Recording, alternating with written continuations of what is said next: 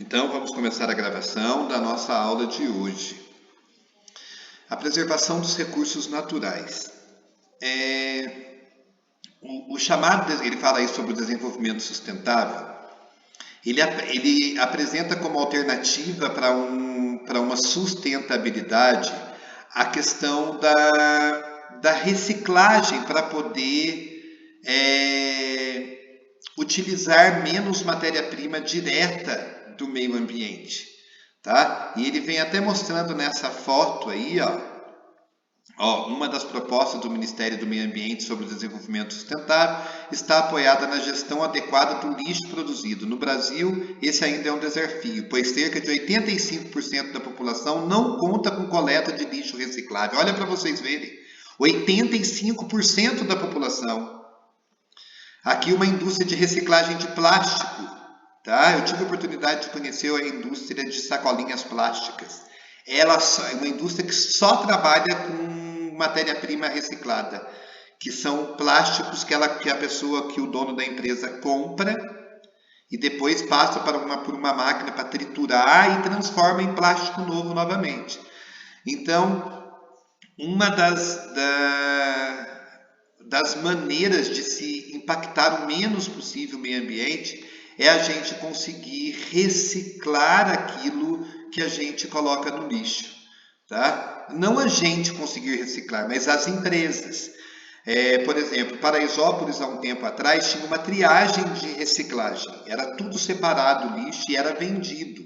Então, gerava emprego para algumas pessoas e preservava o meio ambiente. Isso não vem acontecendo mais porque a quantidade de lixo que está chegando é muito grande, eles não estão dando conta de separar todo o lixo. E daí muitos desses lixos estão sendo aterrados em aterro sanitário, e não é legal porque polui o meio ambiente, né? Daí ele vem falando de projetos de êxito. O que são projetos de êxito? Projetos que deram certo, tá?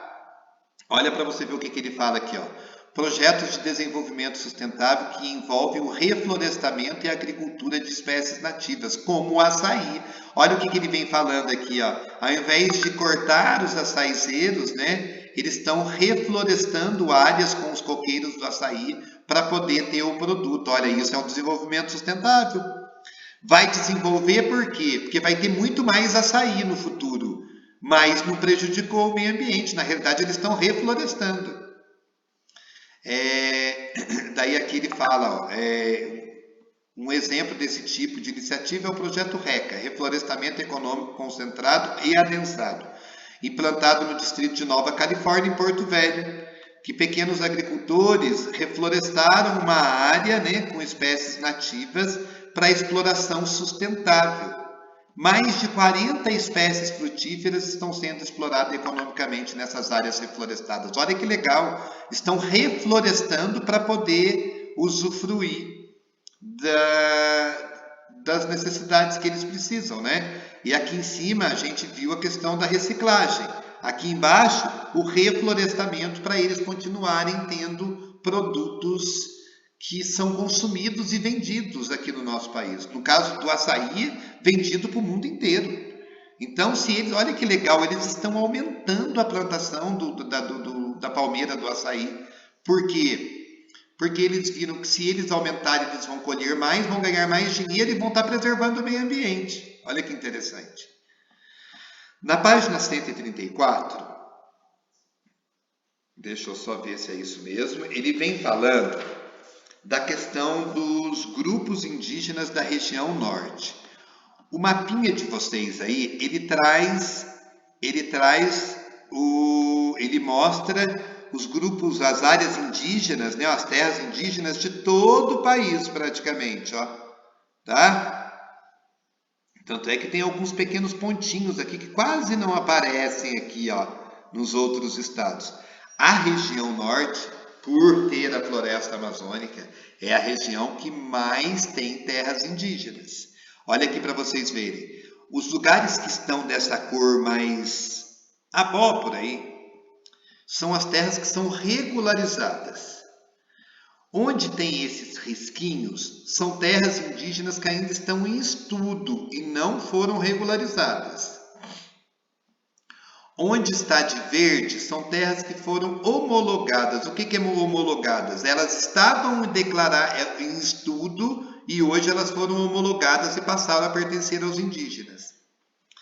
E a área que está em roxo são áreas delimitadas. O que é delimitar? É fazer um limite novamente, gente, igualzinho aqui, ó. Antigamente era só isso a área indígena. Eles delimitaram e aumentaram a área indígena. Tá? Então, o roxinho também é a área que já pertence aos indígenas. A única área que ainda não pertence é a que está em estudo. Tá? Ela foi declarada como terra indígena, mas ainda acontece a invasão. Por quê? Porque ela ainda não foi homologada. Tá? Depois, aqui em cima, ele destaca, ó, a região norte é a que possui maior população indígena. 98,5% das terras indígenas do país estão na região norte, em 422 reservas. Olha para vocês verem, tá? E as reservas indígenas, elas dão o tamanho de 22% da Amazônia Legal. Ou seja, eu divido a Amazônia Legal por 5, uma dessas partes é dos indígenas. Na realidade, tinha que ser tudo, né, gente? Depois ele vem destacando que muitas terras indígenas ainda não foram demarcadas, então quer dizer que isso que está aqui é aquilo que é reconhecido pelo governo, mas tem muitas terras que ainda não foram reconhecidas pelo governo, e o que acontece? Os grileiros vão, invadem e tentam retirar essas terras dos índios. Por quê? São terras que têm muitos minerais de alto valor. Tem terras que têm ouro, tem terras que têm diamante, tem terras que têm petróleo. Então você acha que eles não vão invadir? Depois aqui ele vem destacando que os indígenas que vivem nessas reservas, eles dependem dos rios, né, para poder sobreviver por causa da pesca, por causa do banho, e também para a criação dos seus animais, tá? E daí ele vem colocando aqui que o respeito pelas terras indígenas nem sempre acontece. E as pessoas invadem e muitas vezes há conflitos entre os indígenas e as pessoas que invadem as terras deles. É lógico, os indígenas não têm armas de fogo, né, gente? Então eles saem na desvantagem.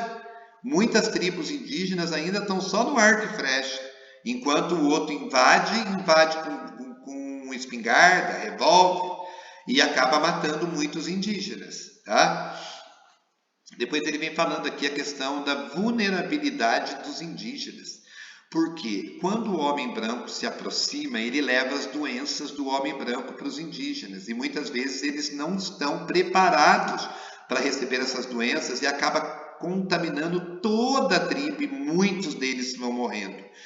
E é difícil para se tratar da saúde indígena, por quê? Por causa da localização das tribos.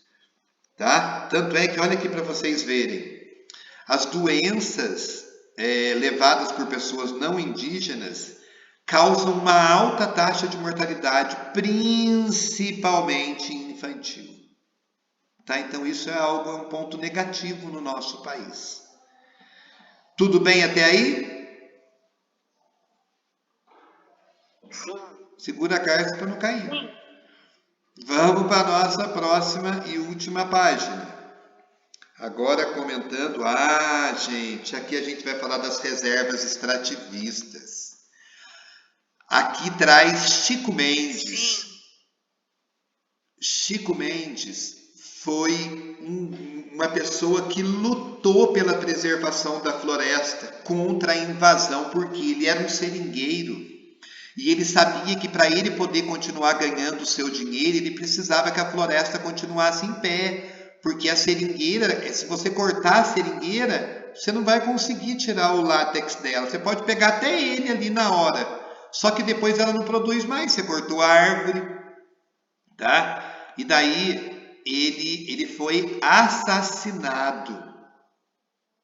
Tá? Porque ele lutava contra as pessoas que invadiam as terras indígenas e invadiam a floresta para cortar as árvores. E ele lutava e denunciou isso na televisão, que as pessoas estavam invadindo, que estavam cortando a floresta, mataram ele.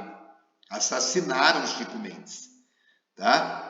Olha que interessante, as reservas extrativistas, elas são uma forma sustentável de manter o lucro das pessoas que vivem lá no meio da floresta e, ao mesmo tempo, manter a floresta em pé, tá? Olha lá, as primeiras reservas datam de 1990, quando o governo delimitou as terras da região norte para serem utilizadas por castanheiros e seringueiros. Os castanheiros protegem as castanheiras. Castanha do Pará, por exemplo, tá? Eles dependem dela para poder conseguir o seu dinheiro. E os seringueiros são aqueles que tiram o látex, que vai ser utilizado para fazer borracha. E eles extraem da natureza, mas não destroem a natureza, porque eles sabem que eles dependem dela. E daí o governo reconheceu algumas áreas como reservas. Para quê? Por quê? Porque daí só podia realizar a prática do extrativismo sem ser predatório. O que é o extrativismo predatório? Aquele que corta a árvore. Então você podia extrair sem cortar as árvores, tá? Olha aí, ó, a criação das reservas extrativistas ajudou a demonstrar que a atividade como a extração do látex, a coleta do açaí e da castanha pode ser praticada de modo sustentável. Como que é praticar essas atividades de modo sustentável? Ao invés de você destruir a floresta, você refloresta para aumentar a capacidade de produção sua. E aqui ele destaca que no Acre, Chico Mendes se destacou por seu intenso trabalho em defesa da mata e dos seringueiros, tornando-se uma figura conhecida mundialmente.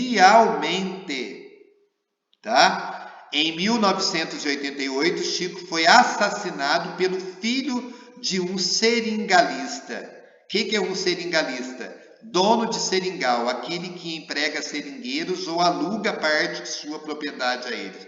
Porque era uma pessoa que tinha um terreno e queria te derrubar as seringueiras. E Chico acabou se envolvendo e acabou sendo morto por ele. Tá? Por lutar pela preservação da floresta. Tudo bem, galerinha? Sim. Então tá, vou encerrar a nossa gravação e vou para a nossa aula.